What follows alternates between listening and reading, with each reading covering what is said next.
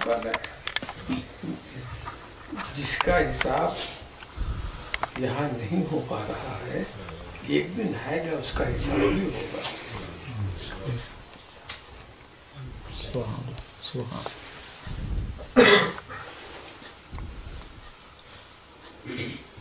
اور یہ وہابی دیوبندی ان تبلیغی ان کو اگر زکوٰۃ دی جائے تو دیکھیے، جس وہابی دیوبندی کے کفر کا آپ کو یقین ہو اس کو تو آپ نہیں دے سکتے، مگر اگر کفر کا یقین نہیں ہے ہم اس کو مسلمان سمجھیں گے اور اس کو ہم دے سکتے ہیں اگر وہ غریب محتاج ہے۔ یعنی اکثر یہ ہے ہر وہابی ہر دیوبندی کافر نہیں ہے، گمراہ تو سب ہے، ان کے گمراہ ہونے میں شک نہیں، مگر کافر نہیں۔ ان سے کیا کفر ہوا؟ حالات فاضل بریلوی علیہ الرحمہ بہت ہی صاحب بصیرت، بڑی گہری نظر رکھنے والے، بے نظیر عالم و مفتی اور سب کچھ تھے، انہوں نے صرف 5 کو کافر کہا ہے، صرف 5 کا نام لے لے کر، جن کے کفر پر ان کو یقین۔ اور لطف کی بات یہ ہے کہ اشرف علی تھانوی کو کافر کہا ضرور، مگر اس کو بھی تعویل کرنے کا، اپنی بات کو سمجھانے کا موقع دیا، 12 سال کے بعد کافر کہا، یہ نہیں عبارت دیکھ کھٹ سے کفر کا فتویٰ، کفر تو پہلے ہی سے وابستہ ہو گیا، اب اس کو دماغ میں وضاحت ہونی چاہیے، اور ایسی وضاحت آئی ان کے دماغ میں کہ مرتضی حسن دربھنگوی جیسا انسان، اس نے کہا، اس نے خود اشد العذاب اپنی کتاب میں لکھا کہ مولانا احمد رضا خان صاحب نے اس عبارت سے جو سمجھا، اگر وہ کفر کا فتویٰ نہ دیتے تو خود کافر ہو جاتے۔ اللہ، ختم۔ اس سے بڑی شہادت اور کون سی؟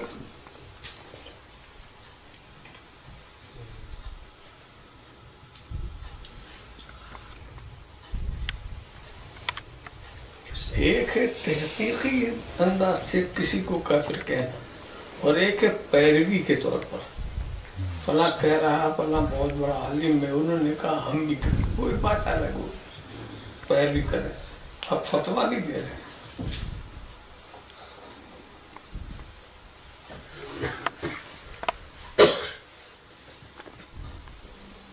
وہ جن 5 کو کہا اس میں اشرف علی تھانوی، رشید احمد گنگوہی، خلیل احمد امبیٹوی، غلام احمد قادیانی اور قاسم نانوتوی، اور جو عنوان اٹھایا، جو کہا، دلیل جو پیش کی، ذرا برابر اس میں شک کی گنجائش نہیں،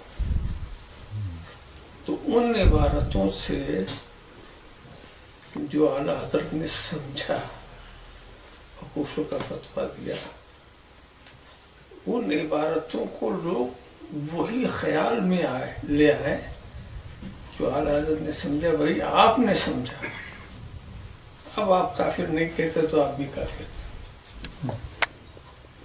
مگر اگر آپ نے نہیں سمجھا کسی وجہ سے، جہالت کی وجہ سے، تقلید کی وجہ سے، اعتقاد کی وجہ سے، تو بس آپ گمراہی کے حد تک ہے، آگے نہیں ہے۔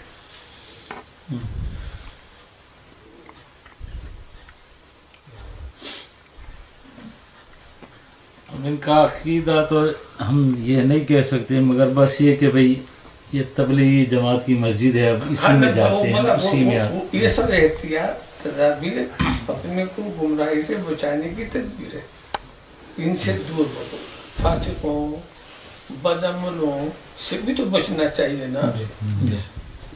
ابھی تھوڑی یہ چھینٹ، گندگی کی چھینٹ سے تو بچنا چاہیے، یہ نہیں کہ غسل نہ کرو اس سے،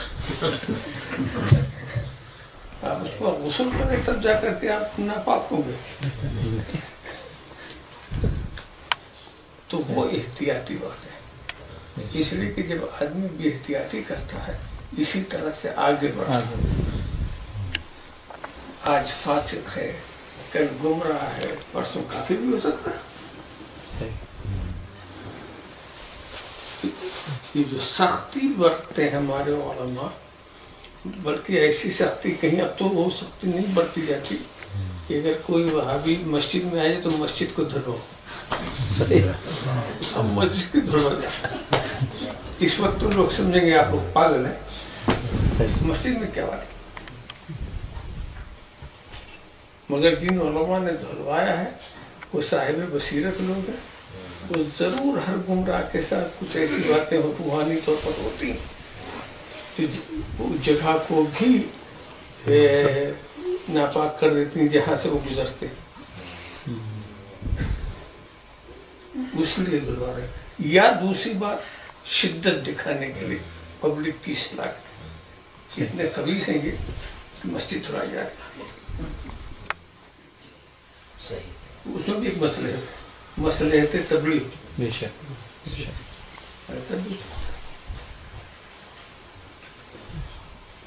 वरना होता है कि ये जो सोहबत के ऊपर इनके साथ उठे बैठो ना, इनके साथ खाओ पियो नहीं, तो इसका मतलब नहीं है कि इनके साथ उठोगे बैठोगे ये करोगे तो काफिर हो जाओगे, ये नहीं है। इनकी मोहब्बत आपके दिल में पैदा हो सकती है, इनके ताल्लुकात आपके बढ़ सकते हैं, उस मोहब्बत बढ़ते बढ़ते चोर भी हो सकता है। तो बेएहतियाती जिसको कहते हैं और उसके कुछ न कुछ चीजें आ सकती हैं। इसलिए उलमा ही नहीं, हदीस शरीफ है, इनसे दूरी बना के रखो कि तुम्हें गुमराह न कर दे।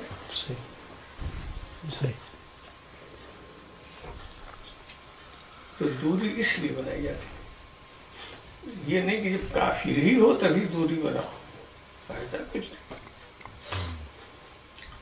ऐसे गुमराहों के साथ वो सलूक करो जो किसी काफिर के साथ होना चाहिए,